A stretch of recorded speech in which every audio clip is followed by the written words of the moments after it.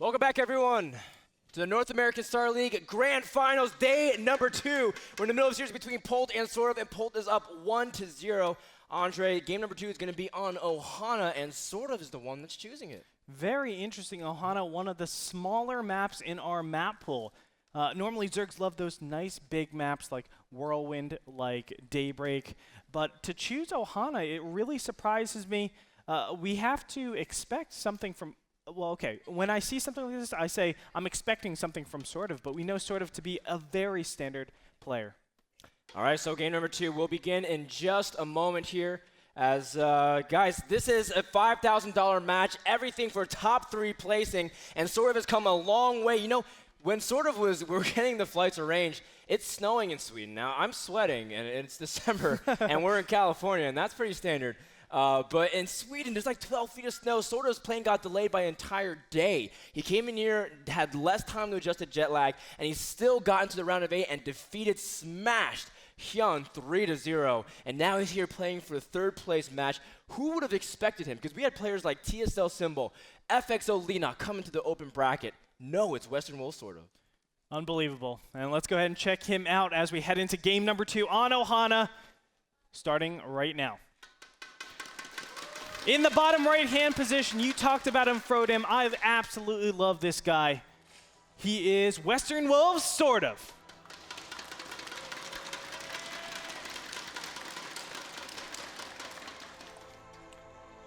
In the top left, we have the last Terran playing in NASL, one of the best and one of the legends in StarCraft 2. Give it up for TSL Polt.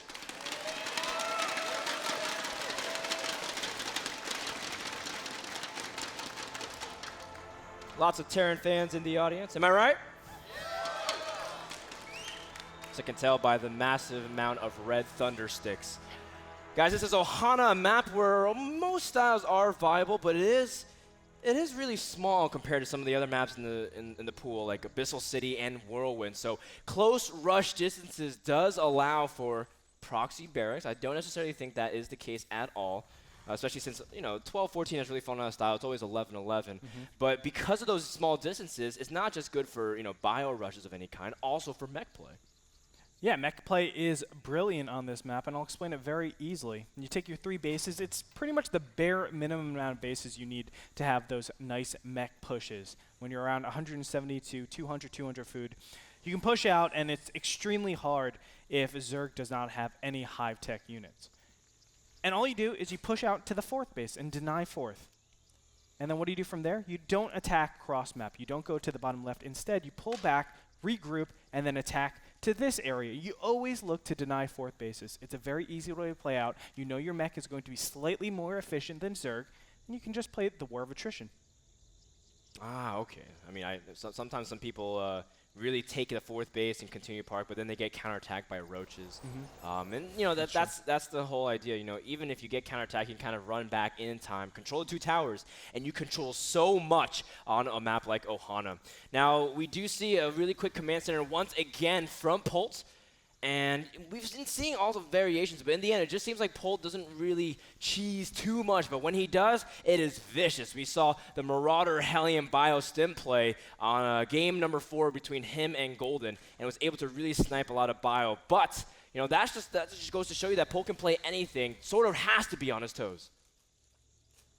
That's right, and it's so difficult too. After a map like Daybreak, you think you're very, very far ahead, and then you just let it slip between your fingers. I really felt like Sortof was in a comfortable position to even defend against everything that Polt could have thrown out. But Polt, again, one of the highest caliber Terrans, if not the highest caliber Terran that we've seen here at the North American Oh, yeah. I mean, there's people that are talking in threads like, oh, if we were to make a Mount Rushmore of Wings of Liberty, who would you put? And everyone always, unanimously did it by races, like, oh, MMA, MVP, and Marine King maybe be the guaranteed 3, but who'd be the 4th? And I definitely say Polt, because he's able to not only win tournaments and perform well on the Korean and international scene, but, he also symbolizes the Korean that's trying to learn English and connect with fans. He's also doing a lot of cool builds that people copy for a long time, and he's always very consistent, very successful in almost any tournament format, if it's online, if it's on a LAN, if it's in a preparation or a spontaneous format. Polt can do it all, and that's what makes him one of the scariest Terrans. Now, focusing back onto Sortof, he's the guy that says, well, I don't necessarily care about all that. I can just play a solid macro style, and I'm just going to win regardless. And we've been talking about that, Andre. That kind of style is so scary. It is. I mean, to be so successful with just a standard style of play, everybody has countless builds they can do to you. People can just play blindly abusive, and you're behind right off the get-go. Nice pick off there on the Overlord. And yeah, just like you said, predictable also means that he has been playing so solid throughout the entire tournament, and that's why I think Sortof will continue to excel. Now, he has lost to a few Terrans in the past in big scenarios. Like, for example, his WCS Sweden's second place finish was a loss to Thorzane. And when he played a few months also later, he lost to Thorzane again in the finals tournament. So his ZVT isn't necessarily his best matchup. And I did talk to Sortof, and he said that Zerg versus Zerg he's a lot more comfortable in because it's more safe for his macro-type play. And I want to say that even regardless of it, it doesn't necessarily show because last game he looked really comfortable until Polt started being everywhere on the map and out-multitasked him.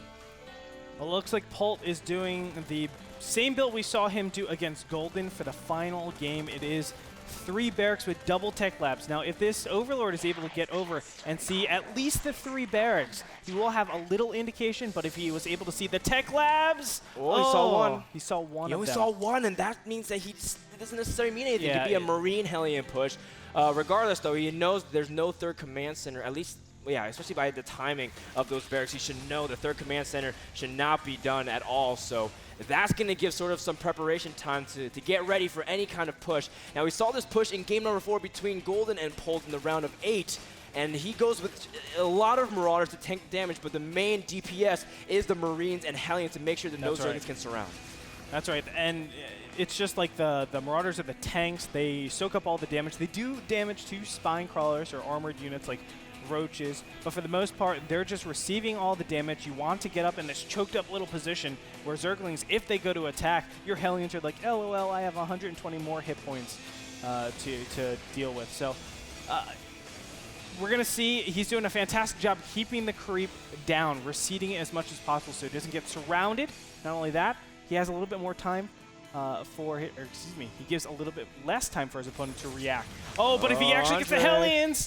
He shouldn't be able to. The Hellions have so much room to dodge, and the bushes are very tricky to maneuver, and he's been able to snipe some of the Zerglings already. The time is now. Andre Stim's about to finish. Combat Shield is lining up perfectly, and he even has +1. Now, the Zerglings do have +1 melee and care base lining up too, but still, the Hellions and Marine count is going to be so big, and unless he's able to capitalize on the positioning of Polt, I can't necessarily see Sortof holding off because he doesn't have any spine crawlers. It's like he needs to circumvent all of these Hellions completely, then maybe he'll be able to. He's trying to buy time in order to get more production cycles out. Here we go. All the Zerglings are sprinting forward. The Hellions are being excellently microed, and look at that, the Zerglings just evaporate. They weren't able to do any damage, Frodan. There's really nothing that Sortof can do. He's going to lose his queens. The Zerglings already goes down. The third base is exposed. The drones are trying to run, but they ain't going anywhere, Andre, as Polt is going to continue to push, rallying reinforcements, and again, from macro play to timing push here onto the third base.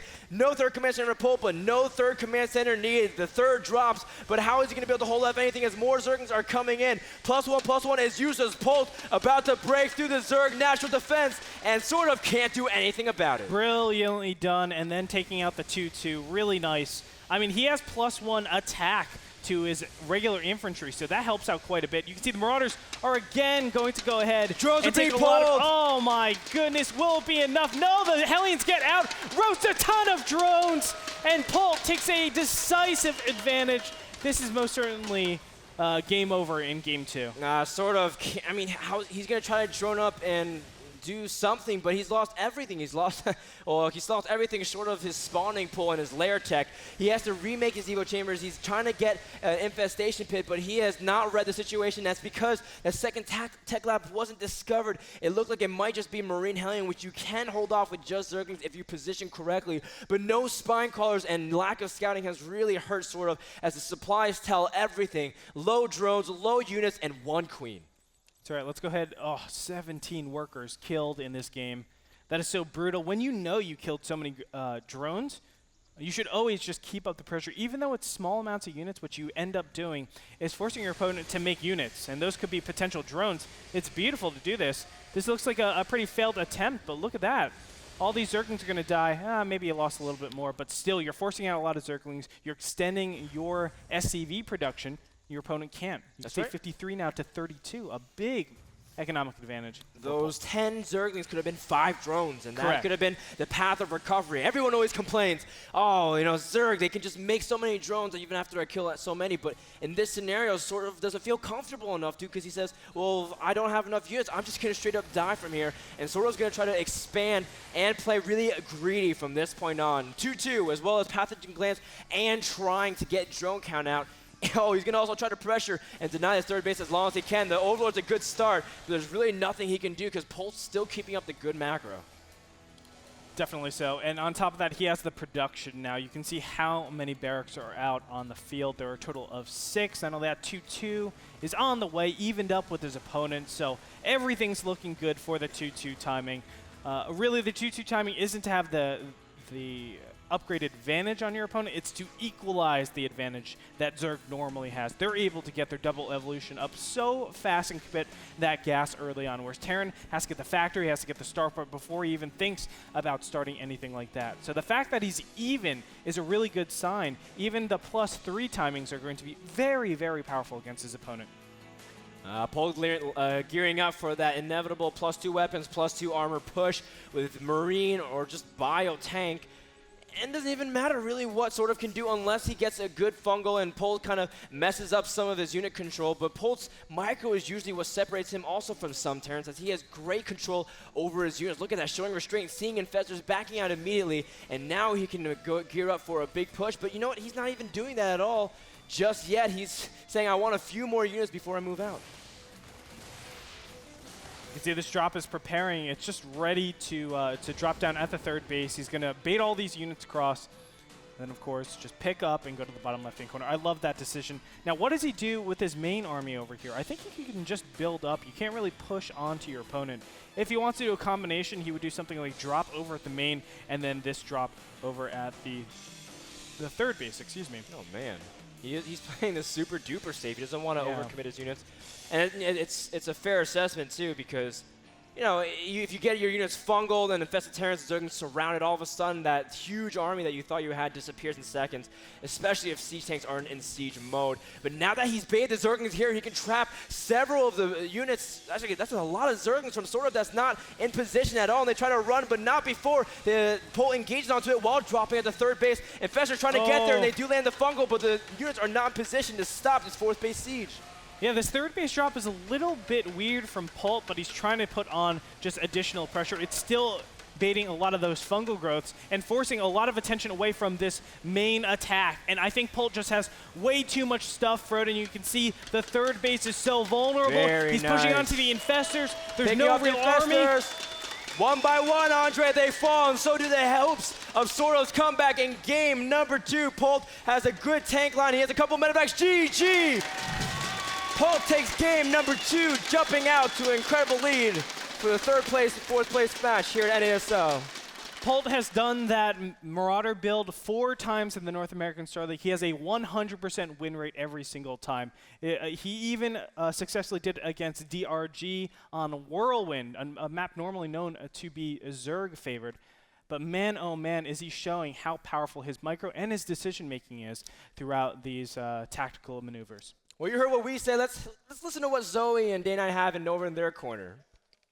As actually they're getting ready, so we're just going to also thank Epson for that game number 2 and get ready for game number 3. My name is Frodan. And I'm Gretorp. We'll be back with game number 3 after this.